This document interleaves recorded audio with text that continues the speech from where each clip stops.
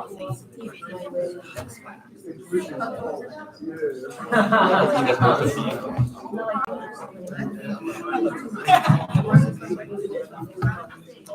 right, I think we have enough people that we can begin.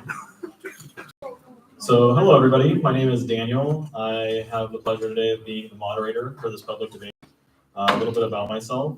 I am a Sac State graduate. I was with Jared Anderson at Sacramento City College where we did debate. When I graduated, I then had the opportunity to come here to Sac State where I also did debate, went to a few tournaments, won a few trophies, and now I have the opportunity to come back and be part of this awesome public debate. A little bit about myself, just to kind of add on. Once I graduated, I then moved on to government work, where I now work as a tax collector, and I get to do a dozen mini debates every single day. Other than that, this is a great opportunity to develop your public speaking skills, to develop your confidence, to just figure out how to communicate with people who are otherwise really emotionally charged. If anybody's interested in joining the Hornet Debate Team, we do have pamphlets right by the door where you can get more information on how to join, different things that they engage in, and just more information on how to get involved. So just a little bit about the way that this debate is going to go. So it's a 3-debater versus 3-debater activity. And we are going to be discussing a few different topics, or well, one main topic, which is the United States should eliminate its nuclear weapons. We have the affirmative side, which is going to be arguing for it, and we have the negative side, which is going to be trying to compel you or convince you why it is that would be a bad idea. Each speaker has 5 minutes to speak, and there's going to be cross-examination for the first 4 speeches. The affirmative side is going to be the side that speaks first and last. So then that's why you're going to see the negative side go back to back during the debate. So in case anybody gets a little bit confused, that's the format of how these debates typically go. I'd like to next introduce our speakers. So for the affirmative side, we do have Jayla Rogers, who is a senior and a public relations major. We also have Wasim Hamdani, who is a 3rd-year political science major. We have Mary Garcia, who is a 1st-year biological science major. And on the negative side, we have Phineas Brumbaugh, who's a 2nd-year poli-sci journalism major. Nandani Bala, who's a 3rd-year history major. And finally, Tyler Gardner, who's a 3rd-year political science major and ASI elections officer. So let's go ahead and get right into it. It's going to be a really good night where we're going to discuss the pros and cons, I guess, of the affirmative, which is the United States should eliminate its nuclear weapons. So without further ado, I think I'll go ahead and pass it off to our debaters, who are going to go ahead and start with the 1A seat, or the affirmative.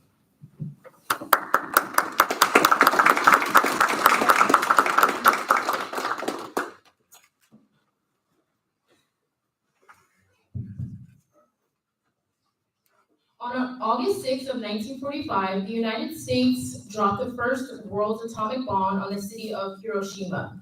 The temperature near the blast site reached 54,000 degrees Fahrenheit. The sky seemed to explode. Birds ignited the mid-air, asphalt boiled. People over 2 miles away burst into crumbling cinders. Others with raw skin hanging in flaps around their hips leaped shrieking into waterways to escape the heat. Men without feet stumbled about on the charred stumps of their ankles. Women without jaws screamed incoherently for help. Bodies described as boiled octopuses littered the destroyed streets. Children's tongues swallowed with thirst pushed floating corpses aside to soothe their scaled throats with bloody river water.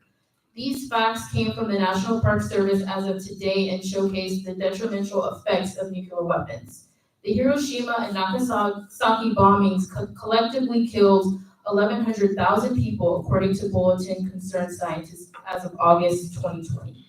This background leads us to today's topic of debate. Our affirmative plan is we affirm today's resolution that the United States federal government should eliminate nuclear weapons entirely in effect to disarm Per the plan, by disarming, we focus on climate change and offset the dangers of AI weaponry. Nuclear weapons are dangerous enough as it is. We have seen the demonstrated uses in incidents such as Hiroshima and Nagasaki in 1945. Autonomous weaponry is generally defined as a weapon that is self-operating based on the data it has collected.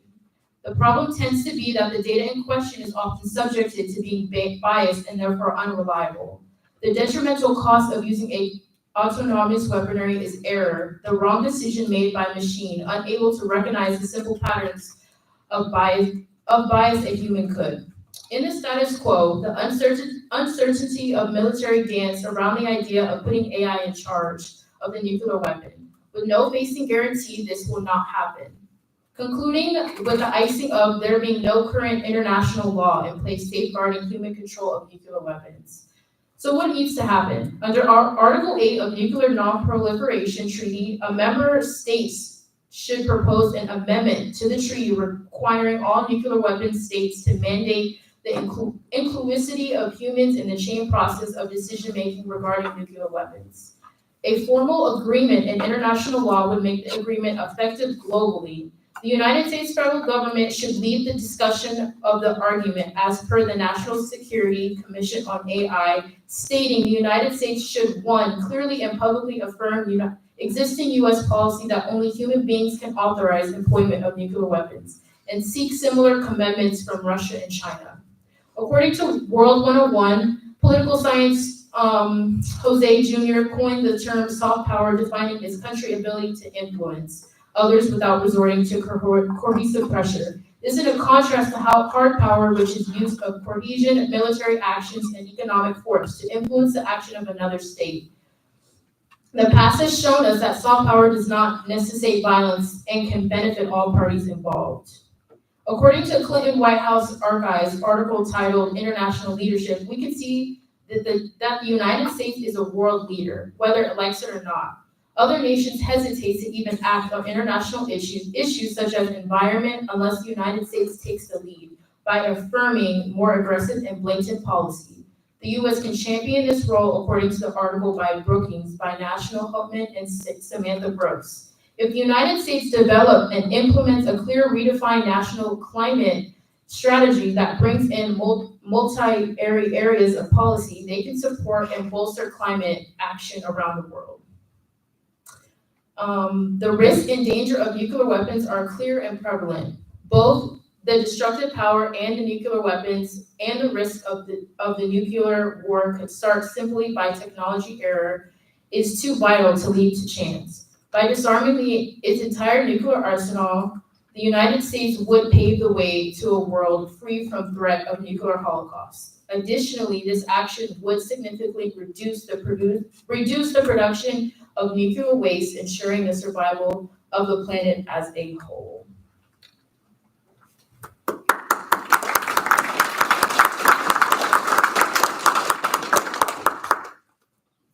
All right, everybody. So that was the first affirmative speech. So now let's go ahead and move on to the first cross-examination. Oh, yes.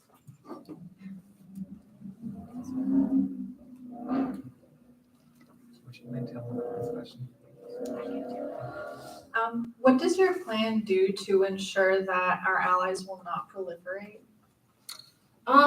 So with the declaration of eliminating our nuclear weapons, we are influencing others without resorting to the cohesive pressure that an arms race implies. What is the status of AI being in control of nuclear weapons?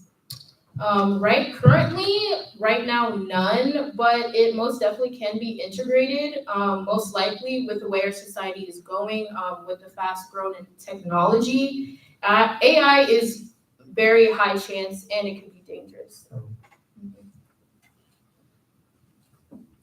Why can the United States not maintain nuclear weapons while also being an environmental leader? The reason we cannot have nuclear weapons and maintain our environmental leader is because if the weapon were to go off, it would be detrimental and damaging not only to humans, but our environment as a whole. It would destroy anything in its way. And also nuclear weapons leave waste that is detrimental to our planet, our species, and everything that involves with us. How would we keep our allies safe without nuclear weapons? Let's see. The United States has utilized soft power to show its own prestigious while also aiding foreign countries in need.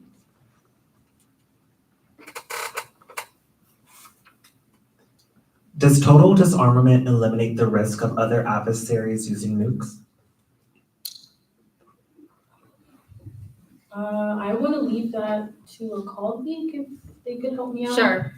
Total disarmament eliminates the risk of other adversaries using nuclear weapons.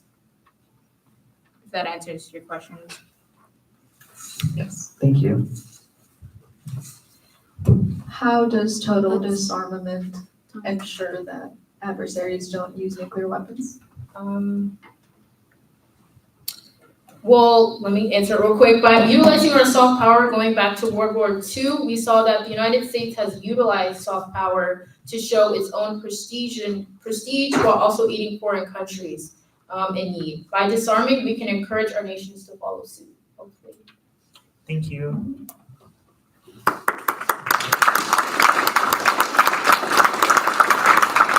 Alrighty, and that concludes the first cross-examination. Next, we're going to hear from the negative side. Speaker one is going to be Phineas Brumbaugh.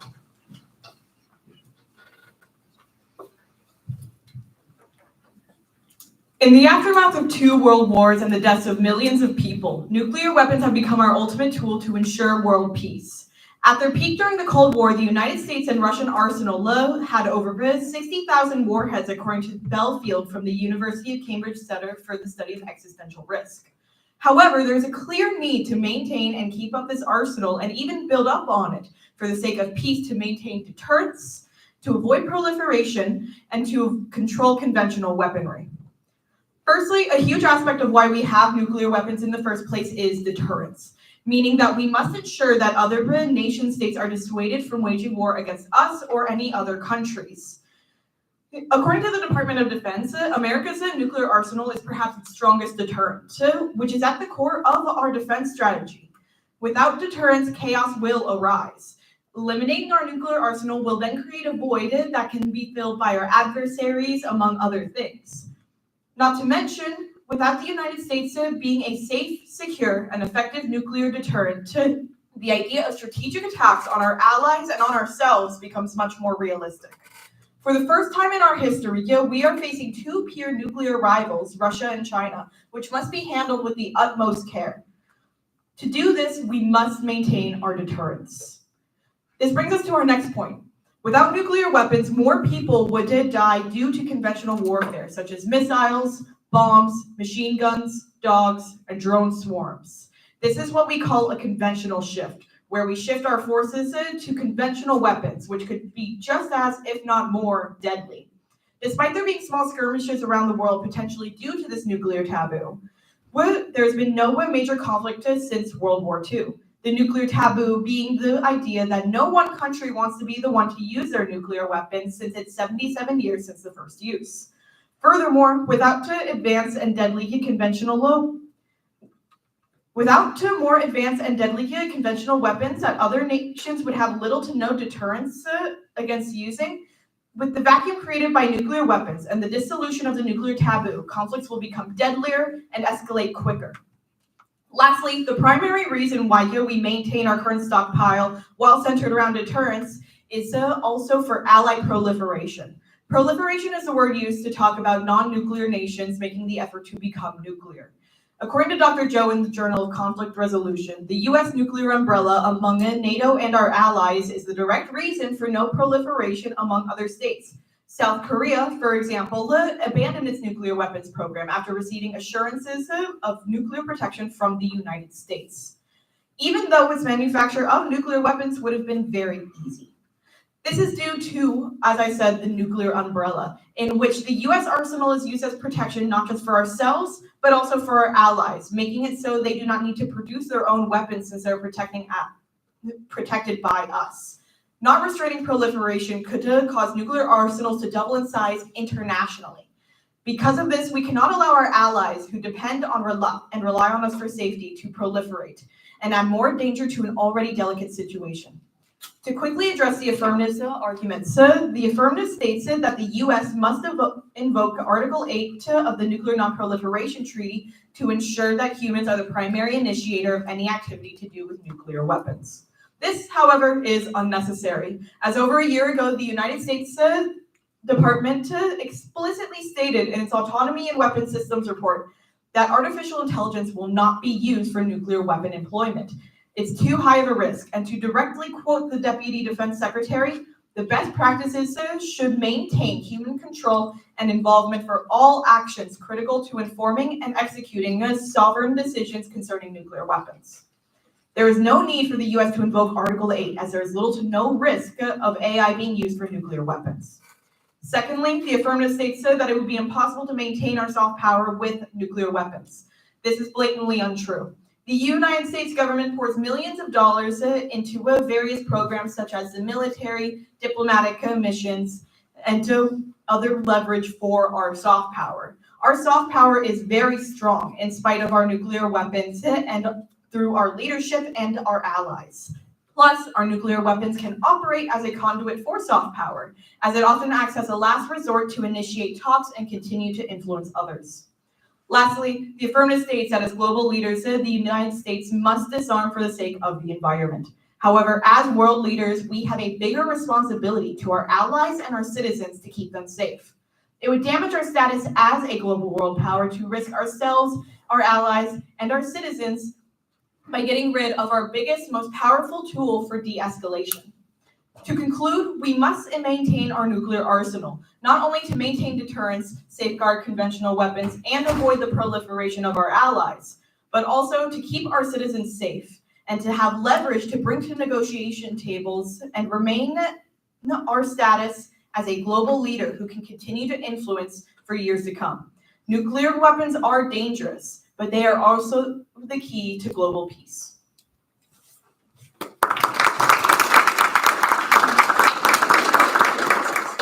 All right, so that was Phineas with the first negative speech. So next we're gonna go ahead and move on to cross-examination. So what is a safe and secure and effective nuclear deterrent? So a secure deterrent would be what we have now, having a large enough arsenal to cement our power while also allowing the space for nations to meet and avoid war. China historically had a NFU policy. How realistic is the scenario of Taiwan invasion in the status quo? It's relatively high, but not as high if we didn't have nuclear weapons as a safeguard and the United States' presence as a whole. All right, in the status quo, do nuclear weapons prevent the conventional shift of other nation states? Yes, they do. They maintain space and make sure that we don't fall too far into conventional weaponry and generally open up all of those different avenues. What is the risk of Russia using a nuclear weapon in the status quo? Similarly to Taiwan, it's relatively high. However, it would be much higher if the U.S. didn't have that nuclear deterrent. How close are we to a war to Russia right now? We're not as close as they are with Ukraine. However, once again, this is all dependent on the U.S.'s nuclear presence.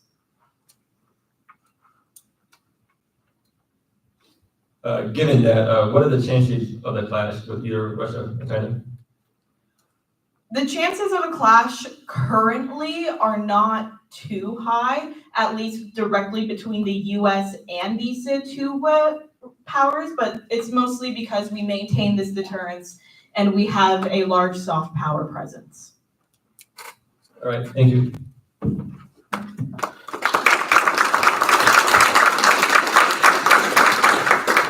All right, so we just heard from the negative side. Next, we're gonna take it back to the affirmative with Speaker Wasim Hamdani.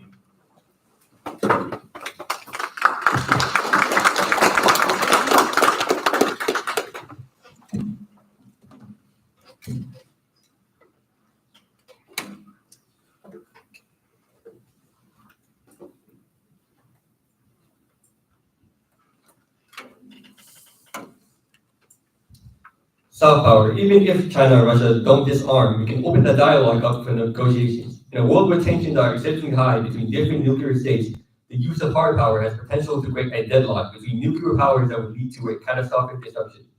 Furthermore, hard power or military power has become increasingly more expensive, and the United States does not have the economic resources to maintain hard power effectively. In order to forge effective and long-lasting relationships with other nuclear states, the use of soft power is essential. By enforcing our authority through nuclear weapons, we are being hypocritical of the democratic and liberal values the West is known for abroad, undermining U.S. credibility. The United States leading with soft power means something. With the declaration of eliminating our nuclear weapons, we are influencing others without resorting to the coercive pressure that an arms race implies. One must be aware of the limitations of hard power, as seen by academics, to appreciate the significance of soft power, as stated by diplomatic expert Alexandra Mapke. China scenario. In response to the negative expansion of our arsenal, the data suggests that China will not gain parity with our nuclear forces even by 2035. Why then would it be necessary to expand our nuclear forces? According to the Federation of American Scientists, even if China ends up with more ICBMs than the United States and grows their nuclear arsenal to 1,500 warheads by 2035, that still does not get China parity. China's nuclear policy adheres to no first use principle. The military strategy states that national defense policy is defensive in nature. However, the United States does not follow the policy. By dismantling its arsenal, it will show China and the United States is willing to settle issues peacefully rather than threatening nuclear war. In addition, the negative arguments are hypocritical. The NEC also argues that we have reduced our nuclear arsenal by 93% since the Cold War in the attempt to assert that no more disarmament is needed. However, we show that 7% is still enough to end the world. And they move to say that we should increase our arsenal. Arguing for increasing the U.S. nuclear arsenal while trying to prevent disarmament is a good thing, is hypocritical. China's historic policy and rate at which we have parity are both a testament to why the U.S. should continue disarming and making the world a safer place with less nuclear weapons. Russia scenario. Russia is the world's biggest nuclear power based on the number of nuclear warheads. It has an estimated 5,977, while the U.S. is 5,428, according to the Federation of American Scientists. Those figures include stockpiled and retired warheads, while both Russia and the United States have enough firepower to destroy the world many times over. While Russia and the United States have dismantled thousands of retired warheads, these have 90% of the world's total nuclear weapons. Russia's stocks of warheads have shorter ranges are not ready.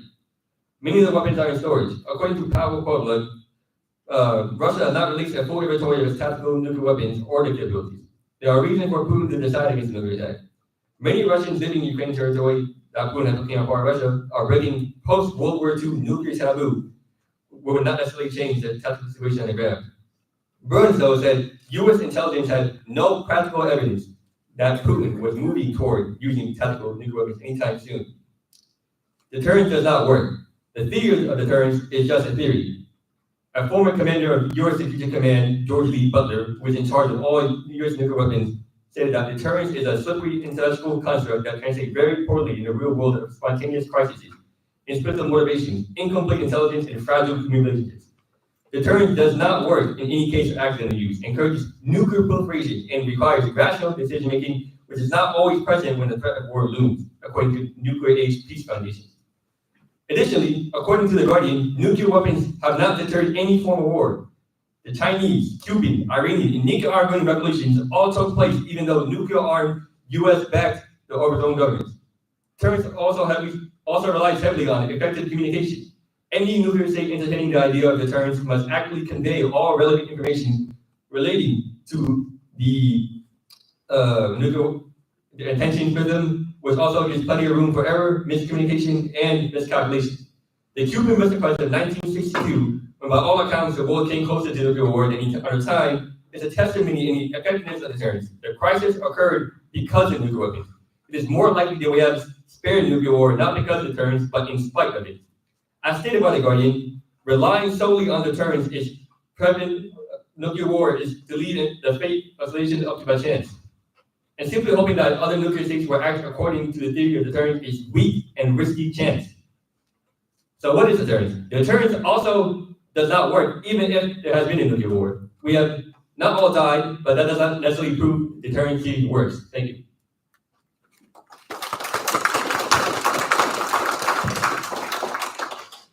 And so we just heard the second speech from the affirmative. Next, we're going to allow for 2 minutes for cross-examination.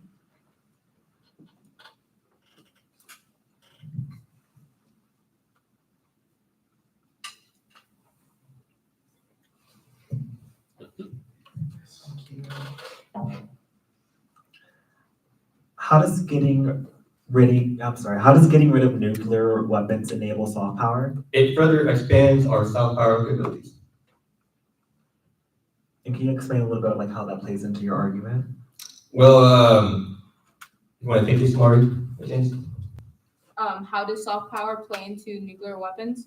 In your argument specifically. Sure. What we're saying is that soft power is a way that we are able to open up dialogue with Russia and China and open that kind of communication with them, if that helps. In the scenario of the US denuclearizing, do Russia and China maintain their nukes?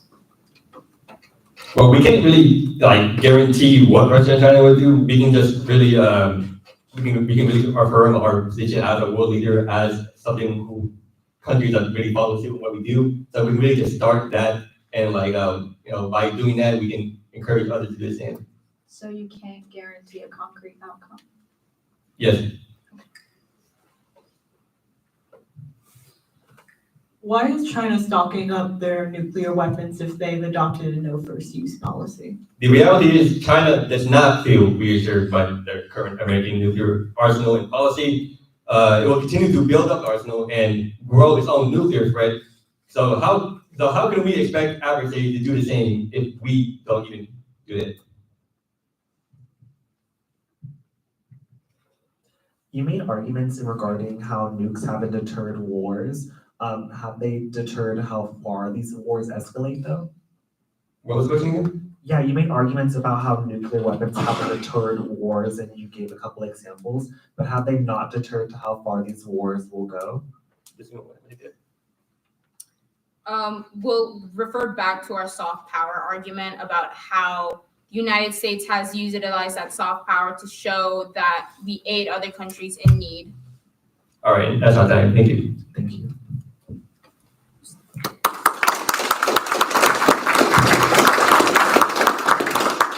Alrighty, so we've heard from the negative, we've heard from the affirmative. Now we're going to take it back to the negative side with Nandini Bala.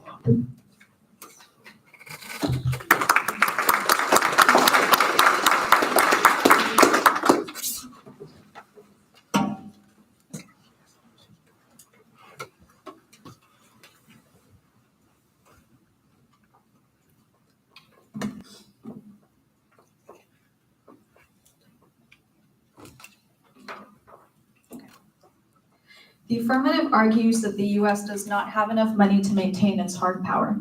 This is just untrue. Millions of dollars go into funding our military every year. We have a budget that specifically goes towards maintaining our nuclear arsenal.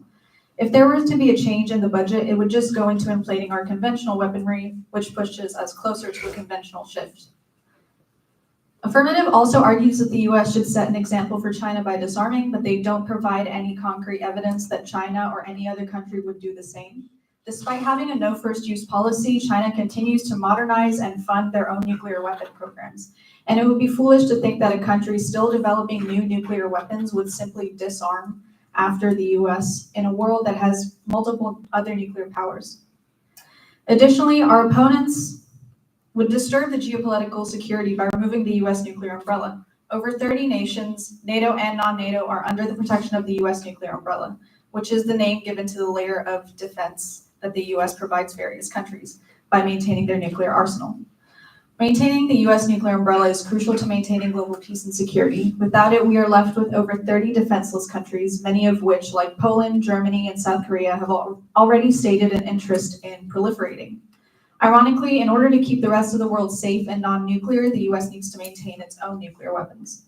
In response to their arguments on miscalculation, there has never been an accidental launch of a nuclear weapon. The military maintains a checks and balance system to safeguard our arsenal. Many processes are utilized to ensure that the miscalculation never occurs. For example, only the president knows the initial launch codes. To be transmitted successfully, the order must survive a two-person verification to ensure it comes from the president himself. There is no way we risk an accidental launch. After more than 77 years of nuclear non-use, nuclear weapons are considered something much more than merely another bomb. They are an indispensable tool that we must maintain. To their argument on soft power, I'd like to point out that soft power only goes so far. Influence is best achieved when your statements can be backed up by action. The US cannot protect its allies or even its own people with soft power alone. South Korea has already threatened to pursue its own nuclear program, and the only thing that prevented this was our maintenance of hard power, our weapons that millions of people around the world rely on for protection. Additionally, abandoning our allies would negatively impact our influence and soft power instead of bolstering it. So the affirmatives plan doesn't even make sense, because how would you gain soft power by abandoning your allies? To the argument about AI, over a year ago, the US State Department explicitly stated in the Autonomy and Weapons Systems that artificial intelligence will not be a nuclear weapon deployment. It's too much of a risk. To directly quote the Deputy Defense Secretary, quote, "Best practices should maintain human control and involvement for all actions critical to informing and executing sovereign decisions concerning nuclear weapons. AI has not and will not be involved in the deployment of nuclear weapons. Instead, we'd like to point out the growing prevalence of AI-targeted drones like we are currently seeing in Gaza, which kill human targets with minimal human input. Fully independent AI-controlled conventional weaponry already exists, and getting rid of the nuclear weapons would only cause a conventional shift and push these weapons to the forefront of the status quo. The good thing about maintaining nukes is that we don't actually have to use them to maintain deterrence."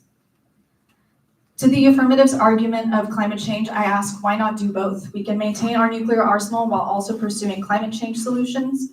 They are not mutually exclusive and can both be done at the same time by the US government.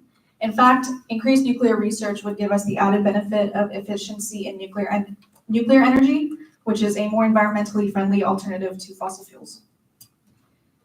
The affirmative argues for an idealistic goal of a world free of nuclear weapons. While this is noble, it fails to address the harsh realities of power politics and complexities of the international system.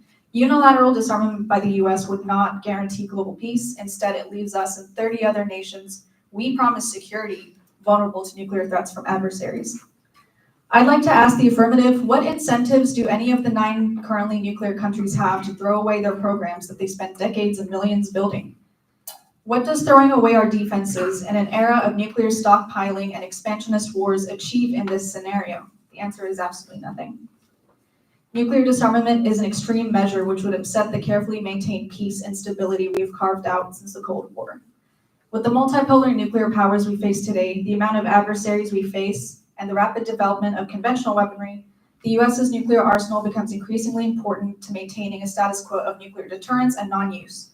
Disarmament risks the erasure of the nuclear umbrella and the safety net which countless non-nuclear states rely on us for. It risks proliferation on a global scale of countries unable to defend themselves without our nuclear program. Disarmament would mean the dissolution of US hard power, a significant loss in deterrent abilities and defense strategy. Sorry.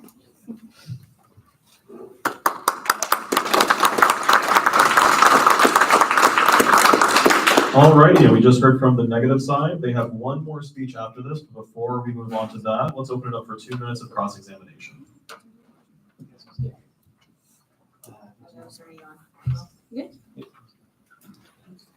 First, you talked about how we can do the environmental advantage along with maintaining our nuclear weapons. How does this work? Yeah, we just maintain our nuclear weapons that we currently have, and then we also do climate change measures at the same time. What's the process of maintaining nuclear weapons? Yeah, you just fund the maintenance. As in process of building those nukes. You build them. Okay. That's fine. Okay, so are best practices the same thing as definite policy? Well, best practices often inform military doctrine and inform policy. So Yeah, but my question is, are they the same thing? one informs the other. Okay. So you spoke about climate change solutions. what solutions are you speaking of, and can you give us examples? Well, an example would be alternatives to fossil fuel like nuclear energy or wind energy, geothermal, stuff like that. Would nuclear energy still not pose a threat to the environment? No. Because you think you mentioned in your speech how it's just a reduced effect, that still not affect the environment? Shifting to nuclear energy is better than fossil fuels. Okay, and other measures or steps in place to ensure that miscalculation won't occur with nuclear weapons? Like I outlined, we do have a bunch of steps and checks and measures in place to ensure that miscalculation never occurs, and it never has. Does that take into account like cyber attacks? What does what take into account? Cyber attacks? Like miscalculation? No, they're different things. That's fine. Okay, that's fine.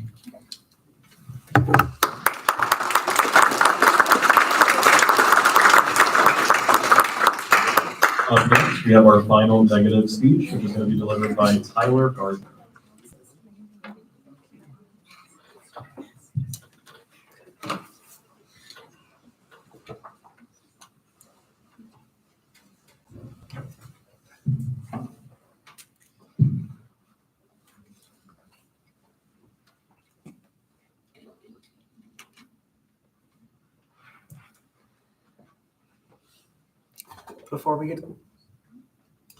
Before we get started, I just want to take another time to say thank you again, Daniel, for being here. It's always appreciative to have alumni come back and just assist in our program as together.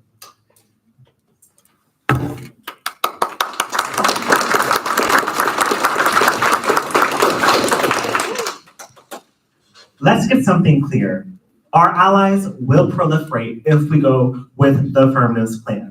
The affirmative makes arguments about increasing soft power or exemplary acts of leadership in forms such as diplomacy. However, it is not good for the United States soft power to leave our allies defenseless, let alone ourselves. Soft power can only go so far, and you can have a conversation about diplomacy, but when our enemy has a gun to our family's face, we must be able to defend ourselves and our 30+ allies.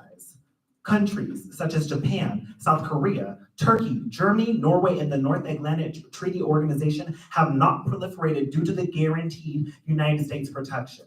If we completely disarm, the countries previously listed will create their own weapons, which will in turn damage our Earth's climate due to the increased uranium mining. Additionally, there will be a shift to newer, extremely detrimental conventional weaponry, hypersonic missiles, for example, while also seeing machine guns attached to robotic dogs and drone swarms that launch missiles are all examples of the which weaponry that will occur and will be much more detrimental compared to our nuclear weapons. Now, the affirmative made arguments about 1,100,000 people died in Hiroshima and Nagasaki due to these nuclear weapons. However, they have not done the math when it comes down to the conventional warfare that has ensued within our war, as we will see that those numbers are outweighing that of the affirmative's nuclear wars in Nagasaki and Hiroshima. Now, the affirmative starts off their speech by fear-mongering you all with the effects of nukes in Hiroshima and Nagasaki, but they do not do the comparison of the deaths as a whole when it comes down to these newer forms of artillery technology. There will be a shift to conventional weapons. We have an obligation to protect our allies and not leave ourselves defenseless. Additionally, I'd like to note that the money allocated to our military will not be redirected to climate mitigation policy, and this is not how our budget works. Our money will be allocated to other forms of government and maybe intentionally to increase enrollment as a whole, as this money is not going to be shifted to another sector. The DoD is not dancing around the idea, which it directly claims, of utilizing artificial intelligence in our nuclear weapons. It's been stated in a declaratory area that by the Secretary of the Defense Department that these weapons will not have artificial intelligence. Thus, these weapons will continuously maintain a human connection. Don't let them get up here and make arguments about cyber attacks and MC3 systems. These new arguments to us will be unfair for us to debate and will continue the fear-mongering narrative that they initially started their speech off with. Be logical in your thinking. They want to leave us defenseless. We need to protect ourselves and our allies.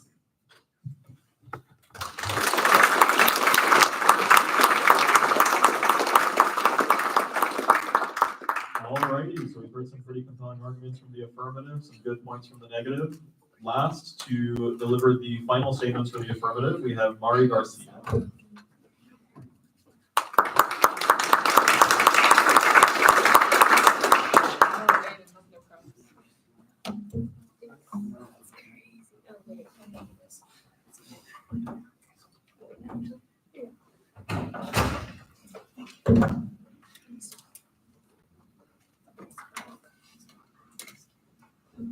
Cool, we all good? We all ready? Hope everybody's having a fun time. All right. We're good.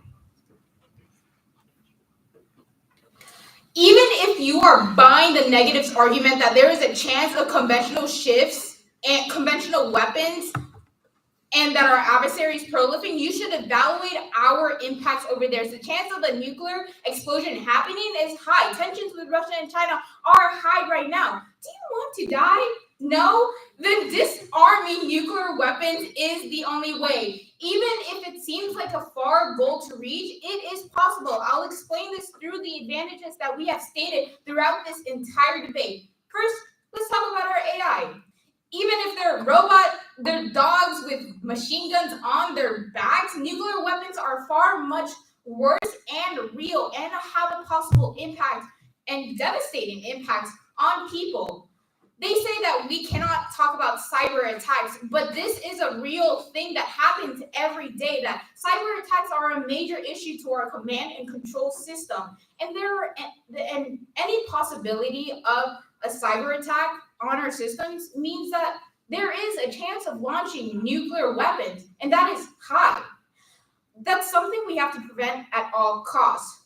But there's always a slim chance of it happening. Technology every day is advancing, and that makes cyber attacks possible.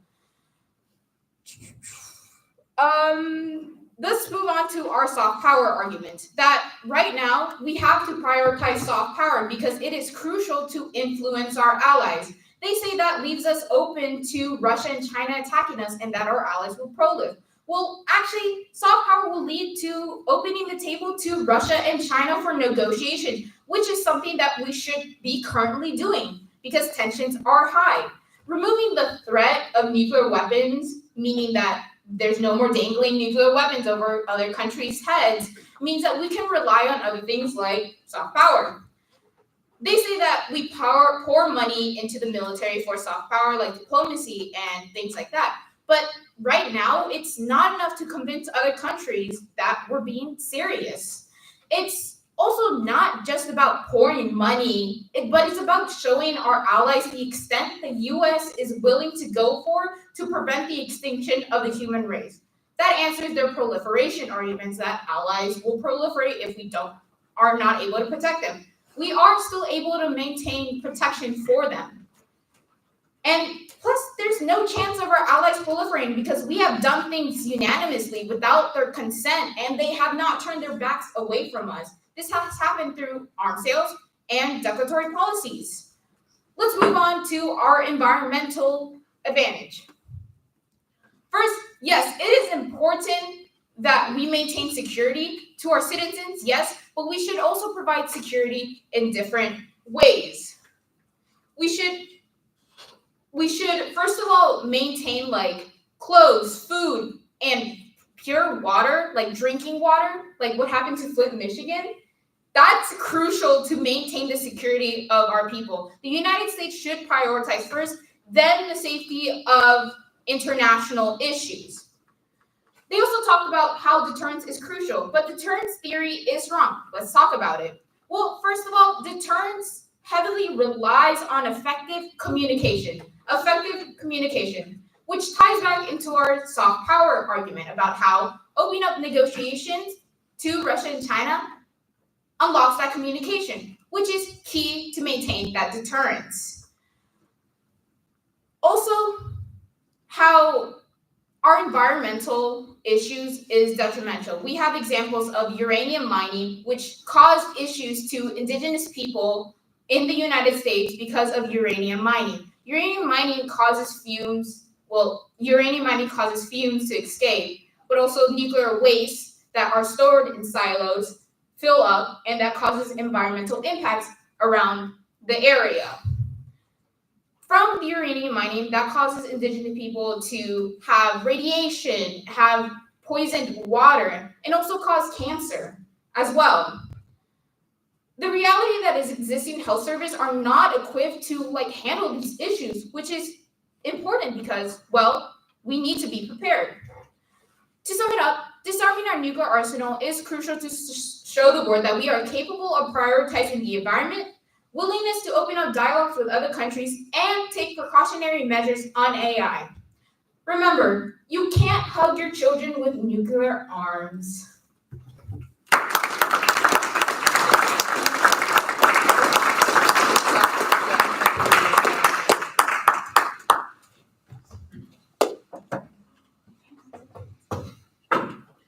All right, so before we vote and decide which side we felt made the more compelling argument, I just wanted to say thank you to everybody here for making this night possible. It's really awesome to see you guys filling the seats and being engaged with college debate.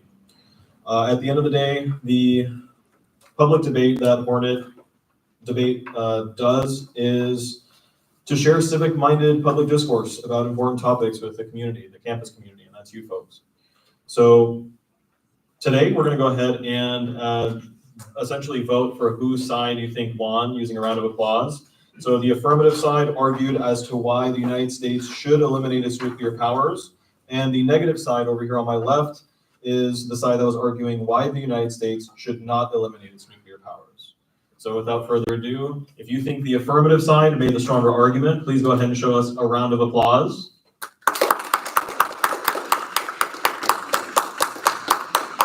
Pretty good. And okay, and so for the negative side, if anybody here feels the negative made a more compelling argument, let's hear you show this.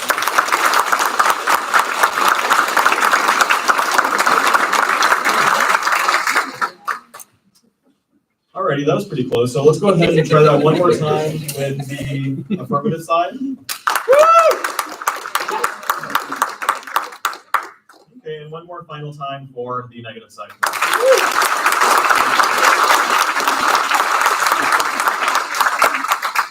All right, I think we have a clear winner. I'm pretty sure we can call it. The affirmative side is the side that the college campus agrees with the most.